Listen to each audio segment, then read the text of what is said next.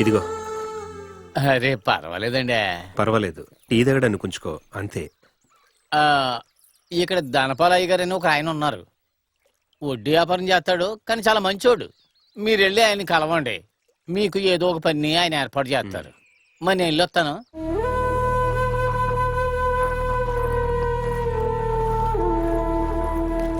ఏం చేద్దాం, పాపాలు పుణ్యాలు చూసే మనసు యజమానికి ఉంది. స్కూలుకి కొత్తగా వచ్చిన టీచర్ ఇంతకు ముందే అడిగారు. ధనపాలు గారు చెప్పినందువల్లే మీకు ఇస్తున్నాను. ఇలా చూడండి, అద్దె నాకు సరిగ్గా వచ్చేయాలి. తప్పకుండా ఇస్తాను. నచ్చిందా? వసతులు కొద్దిగా తక్కువే. ఉన్నదే చాలు. బాబు, ఆ తాళ్లు